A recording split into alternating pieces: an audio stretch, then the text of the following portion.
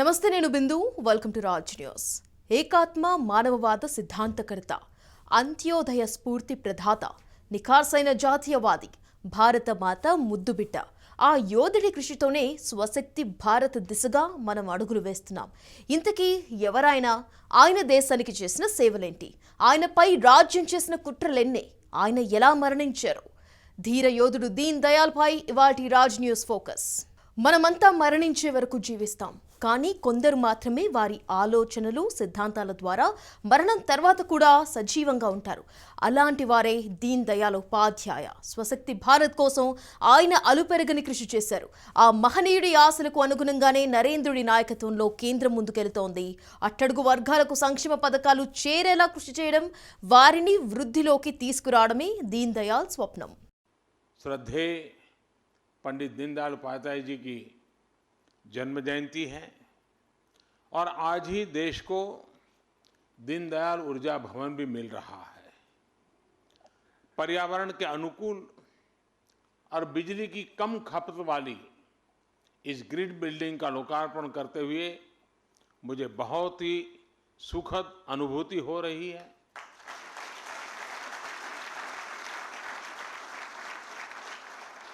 मुझे बताया गया है कि इस समय ओएनजीसी के हजारों कर्मचारी विशेष रूप से वीडियो लिंक के माध्यम से इस कार्यक्रम से जुड़े हुए हैं। ये जब भवन मैंने देखा तो मेरे मन में विचार आया, काश अच्छा होता प्रधानमंत्री बनने के बजाय यहाँ आता।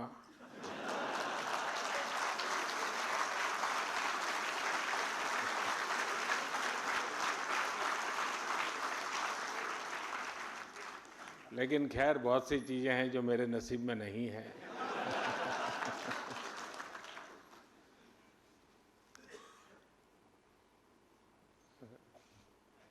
मैं आप सभी को इस भव्य भवन के लिए बधाई देता हूं और शुभकामनाएं देता हूं। आज एक तरह से देखें तो यहाँ पर आध्यात्म, आस्था और आधुनिक तकनीक तीनों ही क्षेत्र ऊर्जा से जगमग रोशन है। भाइयों और बहनों, पिछले वर्ष आज के ही दिन से दीनदयाल जी जन्मशती वर्ष के निमित्त हमने गरीब कल्याण वर्ष का आरंभ किया था। सरकार ने तय किया था कि एक साल तक पंडित दीनदयाल उपाध्याय जी के जन्मशती वर्ष को गरीब कल्याण वर्ष के रूप में मनाएगी। आज वर्ष के तौर पर भले इसका समापन हो रहा है, लेकिन गरीब कल्याण इस सरकार की पहचान के साथ जुड़ा हुआ है। దీన్ దయాల్ ఉపాధ్యాయ అతి సామాన్య కుటుంబంలో పుట్టి అసామాన్య వ్యక్తిగా ఎదిగారు. 1916 సెప్టెంబర్ 25న ఉత్తరప్రదేశ్లో జన్మించిన ఆయన కాన్పూర్లో BA చదివారు. మధుర దగ్గర నగ్ల చంద్రబాన్ అనే గ్రామంలో దీన్ దయాల్ జీ జన్మించారు. ఆయనకు చిన్నతనంలోనే RSSతో పరిచయం ఏర్పడింది. 1937లో మొదటి కొంతమంది స్వయం సేవకులలో ఒకరిగా చేరి ప్రాదేశిక సహ ప్రచారక్ స్థాయికి ఎదిగారు. మానవతా ఏకాత్మతవాదాన్ని ప్రవచించిన మహాజ్ఞాని పండిత దీనదయాల్ జీ, ఆయన జీవన పర్యంతరం పోరాటం చేసినటువంటి మహామనిషి.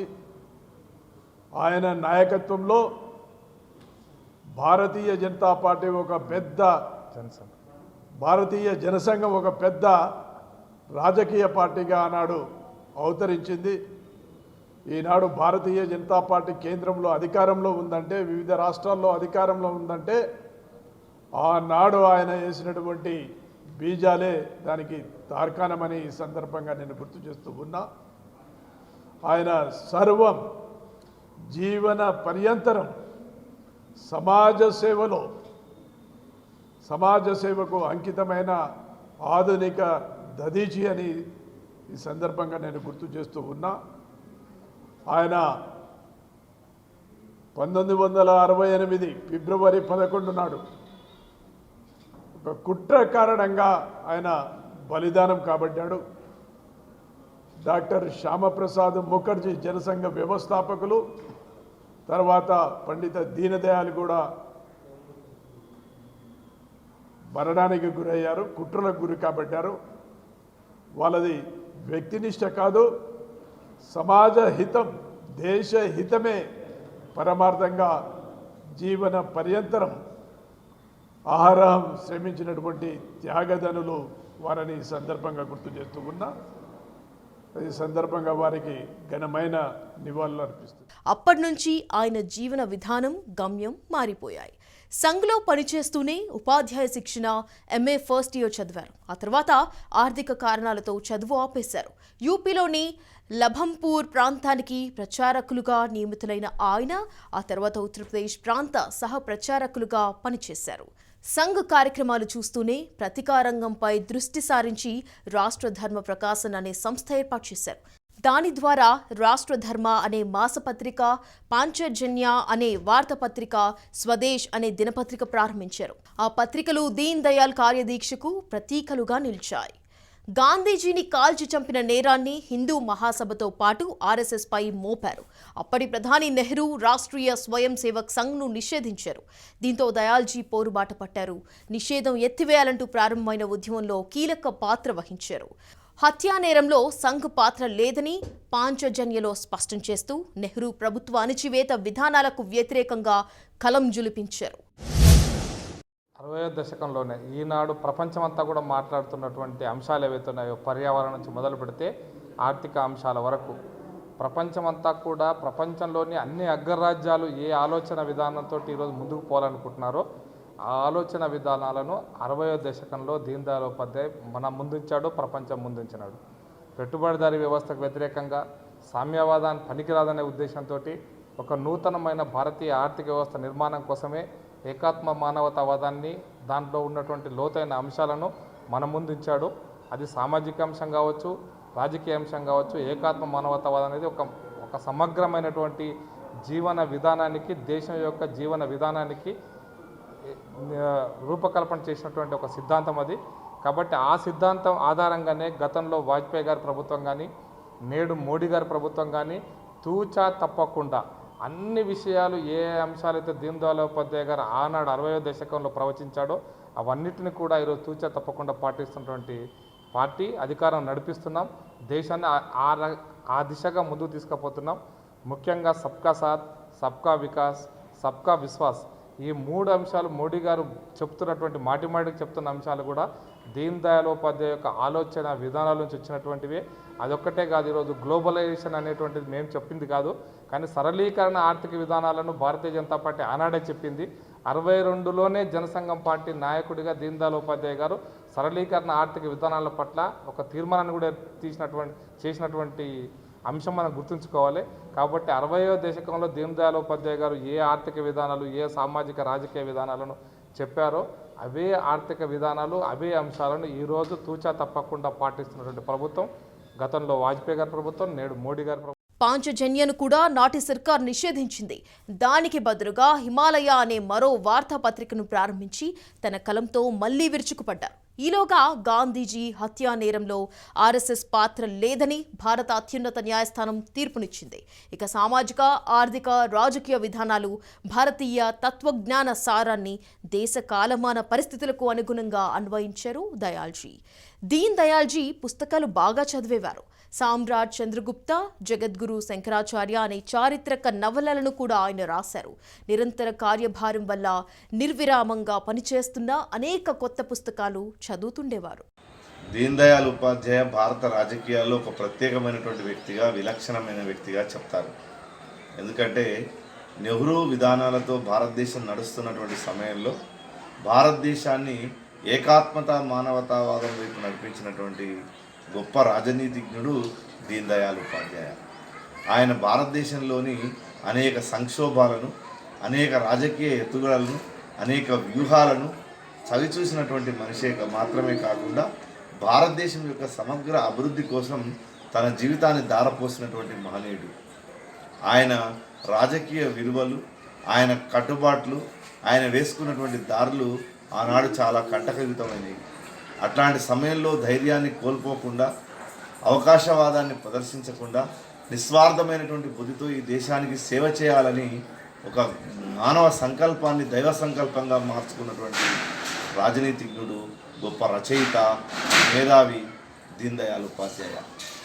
ఏ అంత్యోదయ అనే భావన ఉందో, అంటే ఆనాడు ఒకవైపు కార్ల్ మార్క్స్ ఇచ్చినటువంటి మార్క్సిజం కావచ్చు, ఆ తర్వాత ఎంఎన్ రాయ్ ఇచ్చినటువంటి నవ్య మానవతావాదం కావచ్చు, తర్వాత గాంధీజీ ఇచ్చినటువంటి గాంధేయవాదం కావచ్చు, అనేక సిద్ధాంతాల యొక్క ప్రవాహానికి ఎదురీది తాను చెప్పినటువంటి ఏకాత్మత మానవతావాదం, దేశీయమైనటువంటి భావన, నిరాడంబరతో కూడి సామాన్యుడు సైతం అభివృద్ధి మార్గంలో పయనించాలనేటటువంటి ఒక స్వదేశీ భావన ఆయన హృదయం నిండా ఉండేది. అట్లాంటి దీన్ దయాళ్ ఉపాధ్యాయ భారత రాజకీయాలకు ఒక పునాది రాయి లాంటి వాడు. ఆయన ఈరోజు మన కళ్ళ ముందు లేకపోవచ్చు, మనకు కనిపించకపోవచ్చు, కానీ ఆయన వేసినటువంటి భవన నిర్మాణాల యొక్క శిఖరాగ్రం పైన మెరుస్తున్నటువంటి తారా జువల్ని ఈనాటి రాజకీయ క్షేత్రంలో మనం చూస్తున్నాం. విద్యార్థి దశలో ఆయన ఎన్నడూ ఆర్థిక శాస్త్రం చదవలేదు. కానీ ఆర్థిక శాస్త్ర విజ్ఞానం అవసరమని భావించాక కొద్ది రోజుల్లోనే అంతు లేకుండా చదివారు. పెట్టుబడిదారీ విధానం లేదా సామ్యవాదం మినహా ప్రపంచానికి మరో దారి లేదు అని అందరూ తీర్మానించుకున్న దశలో దీన్ దయాల్జీ మరో మార్గాన్ని చూపెట్టారు. జటిలమైన ఆర్థిక శాస్త్ర గ్రంథాలను ఆయన అధ్యయనం చేశారు. ఆర్థిక శాస్త్రం గురించి అపారమైన అధ్యయనం చేసిన ఫలితంగానే ఆయన పాశ్చాత్యుల పెట్టుబడిదారీ విధానం, కార్ల్ మార్క్స్ ప్రవచించిన సామ్యవాదం అనే రెండు సిద్ధాంతాలకు భిన్నంగా భారతీయమైన ఏకాత్మ మానవ దర్శనం అనే నూతన సిద్ధాంతాన్ని ప్రతిపాదించారు. మనమంతా మరణించే వరకు జీవిస్తాం, కానీ కొంతమంది వారి ఆలోచనలు, సిద్ధాంతాల ద్వారా మరణించిన తర్వాత కూడా సమాజంలో సజీవంగా జీవిస్తారు. అటువంటి కోవకు చెందినటువంటి వారే మన పండిట్ దీన్ దయాళ్ ఉపాధ్యాయ గారు. వారు అందించినటువంటి ఏకాత్మ మానవ దర్శనం, ఇంటిగ్రల్ హ్యూమనిజం సిద్ధాంతం ఆధారంగా ఈరోజు భారత ప్రభుత్వం అట్టడుగు వర్గాల్లో ఉన్నటువంటి వారందరినీ కూడా పైకి తీసుకురావడం కోసం, ఆర్థిక ఫలాలు అందడం కోసం వారికి సంక్షేమ పథకాల్ని అనేకం చేరవేస్తూ వారిని వృద్ధి చేయడం కోసం అనేక రకాలుగా కూడా కృషి చేస్తూ ఉంది. దయాల్జీకి దేశం అంటే ప్రేమ, కరుడుగట్టిన జాతీయవాది. 1962లో చైనా భారత ఉత్తర, ఈశాన్య సరిహద్దులను అతిక్రమించి లోపలికి చొచ్చుకు వచ్చింది. దురాక్రమణలను నిలువరించడంలో ప్రభుత్వం విఫలమైంది. లాల్ బహదూర్ శాస్త్రి ప్రధానమంత్రిగా ఉన్నప్పుడు పాకిస్తాన్ గుజరాత్లోని కచ్లోకి చొచ్చుకుని వచ్చింది. అప్పుడు భారతీయ జనసంఘ్కు ప్రధాన కార్యదర్శిగా ఉన్న దీన్ దయాళ్ ఉపాధ్యాయ దేశాన్ని ఆశావహ దిశలో నడిపించి వ్యూహరచన చేశారు. కచ్ విషయంలో భారత ప్రభుత్వం పాకిస్తాన్తో కుదుర్చుకున్న ఒప్పందానికి నిరసనగా భారతీయ జనసంఘ్ ఆయన ఆధ్వర్యంలో 1965 ఆగస్టు 16న ఆందోళన నిర్వహించింది. ఆ రోజు జరిగిన ఆందోళనలో దేశ నలుమూలల నుంచి వచ్చిన దాదాపు 5 లక్షల మంది నిరసనలో పాల్గొన్నారు. ఇలా జనసంఘ్ నిర్వహించిన జాతీయ స్థాయి, స్థానిక ఉద్యమాల్లో కనిపించే మూలాలు జన సంపర్కం, జన ఆందోళన, జన జాగరణ. అఖిల భారత స్థాయిలో జనసంఘ్ రాజకీయ పార్టీగా రూపుదిద్దుకోవడంలో ఆయన క్రియాశీలక పాత్ర పోషించారు. जनधन योजना से लेकर स्वच्छ भारत अभियान तक, उज्ज्वला से लेकर मुद्रा तक, स्टार्टअप से लेकर स्टैंड अप इंडिया तक, उजाला से लेकर उड़ान तक आपको सिर्फ गरीब कल्याण ही नजर आएगा. किसने सोचा था कि कभी ऐसी भी सरकार आएगी जो 30 करोड़ गरीबों के लिए बैंक के खाते खुलवाएगी. किसने सोचा था कि कभी ऐसी सरकार आएगी जो 1 रुपये महीने और दूसरा 90 पैसे प्रतिदिन के प्रीमियम भर से लगभग 15 करोड़ गरीबों का बीमा उपलब्ध कराएगी. किसने सोचा था कि कभी ऐसी सरकार आएगी जो बिना बैंक गारंटी, और ये छोटी बात नहीं है, बिना बैंक गारंटी 9 करोड़ खाता धारकों को 3.5 लाख करोड़ रुपए से ज्यादा कर्ज देगी. किसने सोचा था कि कभी ऐसी सरकार आएगी जो इस बारे में सोचेगी कि महिलाओं को रसोई में धुएं से मुक्ति मिले। किसने सोचा था कि कभी ऐसी सरकार आएगी जो इस हवाई चप्पल पहनने वाला भी हवाई जहाज उड़ सके, इस प्रकार की योजना बना सके। किसने सोचा था कि कभी ऐसी सरकार आएगी जो हृदय के ऑपरेशन के लिए स्टेंट की कीमतें कम कर देंगी, घुटने के इम्प्लांट की कीमतें भी कम करेगी और मध्यम वर्ग की पहुंच के भीतर ले आने का प्रयास सफलतापूर्वक करेगी। गरीब का सपना मेरी सरकार का सपना है और गरीब की मुश्किलें, उसकी रोजमर्रा की जिंदगी में आने वाली परेशानी कम करना मेरी सरकार का सबसे बड़ा दायित्व है। ఆర్థిక రాజకీయ విధానాల్లో దీన్ దయాళ్ ఉపాధ్యాయ ఇంటిగ్రల్ హ్యూమనిజం సిద్ధాంతాన్ని ఆచరణలో చూపిస్తోంది. ఆయన థియరీ ప్రకారమే అనేక పథకాలు రూపొందుతున్నాయి. దీన్ దయాళ్ ఉపాధ్యాయ అంత్యోదయ విధానం, ఉజ్వల యోజన ద్వారా పేదలకు గ్యాస్, జన్ధన్ ఖాతాలు, ప్రధాని ఆవాస్ యోజన ద్వారా పేదవారికి ఇండ్లు, స్వచ్ఛ భారత్ మిషన్ ద్వారా టాయిలెట్ల నిర్మాణం, మారుమూల ప్రాంతాలకు దీన్ దయాళ్ గ్రామజ్యోతి యోజన ద్వారా ప్రతి గ్రామానికి కరెంట్ సరఫరా, దీన్ దయాళ్ కౌశల్ యోజన ద్వారా స్కిల్ డెవలప్మెంట్ పథకాలను ప్రభుత్వం అమలు చేస్తోంది. సబ్కా సాత్, సబ్కా వికాస్, సబ్కా విశ్వాస్ అనే నినాదంతో దీన్ దయాళ్ ఆలోచనలకు అనుగుణంగా భారత ప్రభుత్వం దృఢ సంకల్పంతో ముందుకు సాగుతోంది. దీన్ దయాళ్ ఉపాధ్యాయ గారు 1916 సెప్టెంబర్ 25న జన్మించారు. వారు ఉత్తరప్రదేశ్లో జన్మించి కాన్పూర్లో విద్యాభ్యాసాన్ని BA పూర్తి చేశారు. BA చదువుతున్నటువంటి సమయంలోనే వారికి RSSతో పరిచయం ఏర్పడింది. ఆ పరిచయంతో అనేక సంబంధాలు, సత్సంబంధాలు ప్రజలతోని, అదేవిధంగా విద్యార్థులతోని కలిసిమెలిసి ఉండేవారు. తర్వాత వారు సంఘం కార్యం చేస్తూనే వారు ఉపాధ్యాయ శిక్షణ పొందడం జరిగింది. ఆ తర్వాత MA మొదటి సంవత్సరం చదివిన తర్వాత అనేక రకాల ఆర్థిక కారణాలతోని వారి యొక్క చదువు మధ్యలోనే ఆగడం జరిగింది. ఆ తర్వాత RSS పూర్తి సమయ కార్యకర్తగా ఉత్తరప్రదేశ్లో అనేక రకాల బాధ్యతలు చేయడం జరిగింది. ఆ బాధ్యతలు చేస్తూ సంఘ శాఖల్ని చాలా విపరీతంగా పెంచడం కూడా జరిగింది. దాంతోని సంఘ పెద్దలు గుర్తించి, ఆయన యొక్క ప్రతిభను గుర్తించి అతనికి ఉత్తరప్రదేశ్ సహప్రాంత ప్రచారకగా ఇవ్వడం జరిగింది. ఆ తర్వాత అనేక బాధ్యతలు నిర్వర్తించిన తర్వాత శ్యామ్ ప్రసాద్ ముఖర్జీ యొక్క నేతృత్వంలో జనసంఘ్ ఏర్పాటు అవుతున్నటువంటి తరుణంలో పండిట్ దీన్ దయాళ్ ఉపాధ్యాయ గారు RSS నుండి ప్రచారకగా జనసంఘ్లోకి వెళ్లడం జరుగుతుంది. ప్రభుత్వం యొక్క ఫలాలు సమాజంలోని చిట్ట చివరి వ్యక్తి వరకు చేరాలని పరితపించిన వ్యక్తి దీన్ దయాళ్ అన్నారు.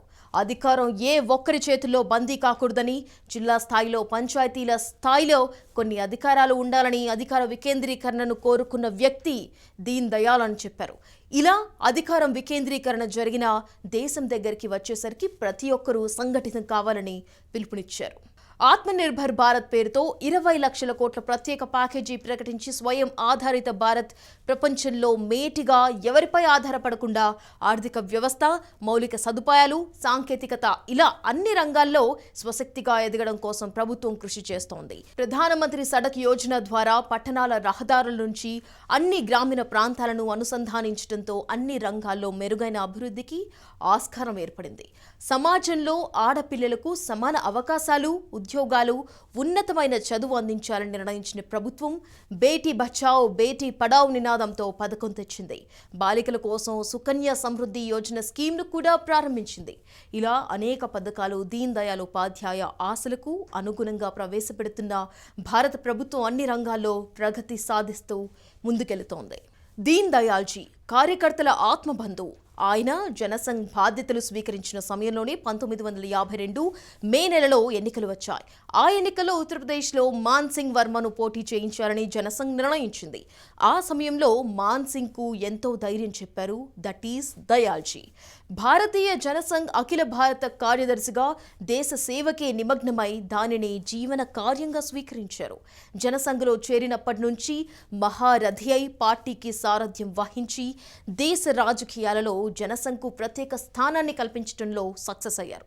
1967లో పార్టీ అఖిల భారత అధ్యక్షులైనారు. కాలికట్లో జరిగిన అఖిల భారత జనసంఘ్ మహాసభలో భారత దర్శనాన్ని ప్రదర్శింపచేసి విశేష పేరు ప్రఖ్యాతలు సంపాదించారు. అఖిల భారత అధ్యక్షుడిగా పాట్నాకు రైలులో ప్రయాణిస్తున్న ఆయన 1968 ఫిబ్రవరి 11న మొఘల్ సరాయ్ రైల్వే స్టేషన్ ప్లాట్ఫామ్పై విగత జీవిగా మిగిలారు. మనిషితో పాటు దేశానికి 4 అంశాలు ఉంటాయని దీన్ దయాల్జీ తెలిపారు. ప్రజలు అనే శరీరం, సంకల్పం అనే మనసు, ధర్మం అనే బుద్ధి, ఆదర్శాలు అనే ఆత్మ ఉందని ఆయన చెప్పారు. మనుషుల పనులు, సేవల ద్వారా సమాజం లబ్ధి పొందితే ఆ సమాజం అందించే విజ్ఞానం, కళలు, వినోదాల నుంచి వ్యక్తి ప్రయోజనం పొందుతాడని ఆయన వ్యక్తికి, సొసైటీకి ఉన్న రిలేషన్ను వివరించారు. ఇది ఇవాల్టి స్పెషల్ ఫోకస్. చూస్తూనే ఉండండి రాజ్ న్యూస్.